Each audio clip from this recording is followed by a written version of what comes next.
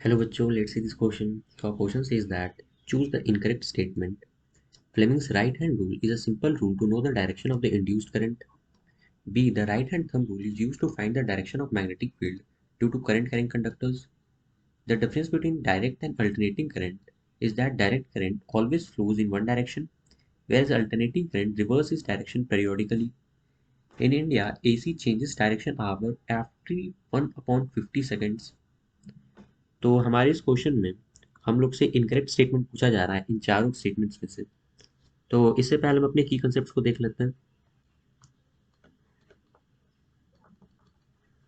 तो हमारा पहला की कंसेप्ट है right hand rule,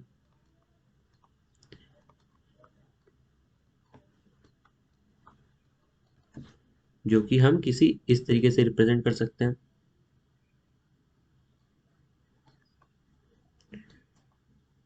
right hand rule में जो हमारा फोर फिंगर रहता है वो कुछ इस डायरेक्शन में रहता है और ये रिप्रेजेंट करता है हमारे मैग्नेटिक फील्ड को।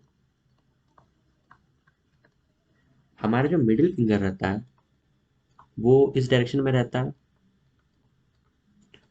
एंड ये रिप्रेजेंट करता है हमारे इंड्यूस्ड करंट को। और हमारा जो मोशन ऑफ द वायर है या जो फोर्स है वो रिप्रेजेंट करता है इस डायरेक्शन में और ये रिप्रेजेंट करता है हमारा थंब। तो फ्लेमिंग्स राइट हैंड रूल से हम इंड्यूस करंट के डायरेक्शन को यहाँ से पता कर सकते हैं। अब हम अपने सेकंड की कंसेप्ट में चलते हैं, दैट सेज राइट हैंड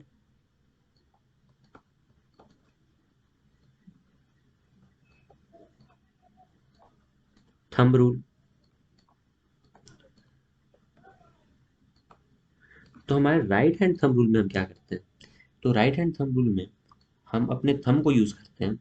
मान लेते हैं ये हमारा करंट करंट वायर है, तो राइट हैंड थंब रूल में हम अपने थंब को इस करंट के डायरेक्शन में अलाइन कर देते हैं और अपने फिंगर्स को कर्ल करते हैं। तो हम अपने फिंगर्स को जिस डायरेक्शन में कर्ल करते हैं ये डायरेक्शन ही हमारा डायरेक्शन ऑफ मैग्नेटिक फील्ड आ जाता है। तो इसको हम लोग यूज करते हैं direction of magnetic field find करने के लिए।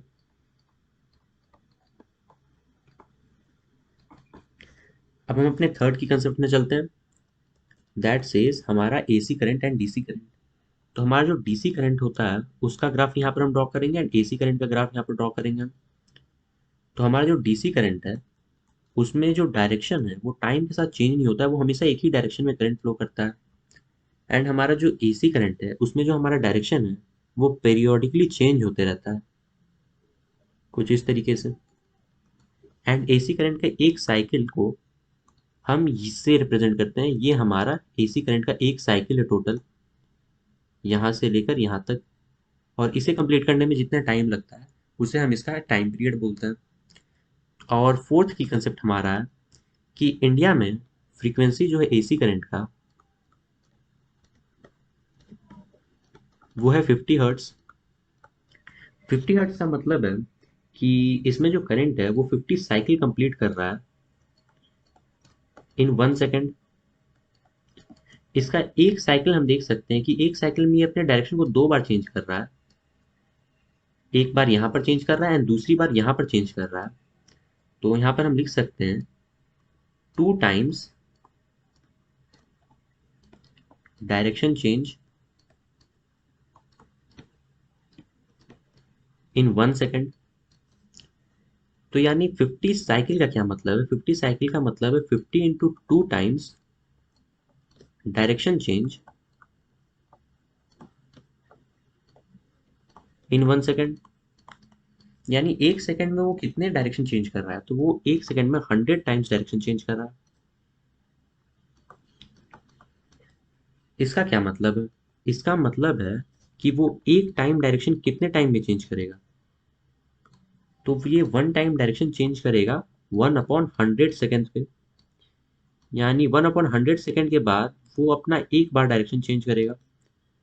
सो let's see our 4 options and eliminate now. तो हमारा ए ऑप्शन बोलता है कि फ्लेमिंग्स लेफ्ट हैंड रूल से हम डायरेक्शन निकालते हैं इंड्यूस करंट का। तो ये ऑप्शन तो हमारा करेक्ट है, क्योंकि राइट हैंड रूल से हम अपने इंड्यूस करंट के डायरेक्शन को यहाँ पता कर सकते हैं, हमने यहाँ देखा था।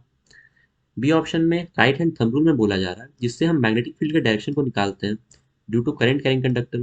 तो ये भी करेक्ट ऑप्शन है, क्योंकि राइट हैंड थंब रूल से हम जो जिस डायरेक्शन में फिंगर कर्ल होता है उसी से हम मैग्नेटिक फील्ड के डायरेक्शन को निकाल लेते हैं। हमारे थर्ड ऑप्शन में ये बोला जाता है कि जो डायरेक्ट करंट है एंड अल्टरनेटिंग करंट है, उसमें डायरेक्ट करंट का डायरेक्शन हमेशा एक डायरेक्शन में होता है एंड जो अल्टरनेटिंग करंट है उसका डायरेक्शन पीरियोडिकली चेंज होता है।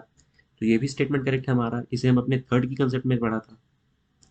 एंड फोर्थ की कंसेप्ट में हमने ये भी देख लिया कि जो एसी करंट है वो डायरेक्शन चेंज करता है हमेशा अपने 1/100 सेकेंड के बाद, ना कि 1/50 सेकेंड के बाद। तो ये ऑप्शन भी हमारा गलत हो जाएगा।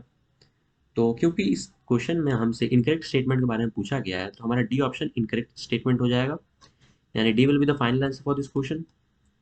Hope you got this, best of luck.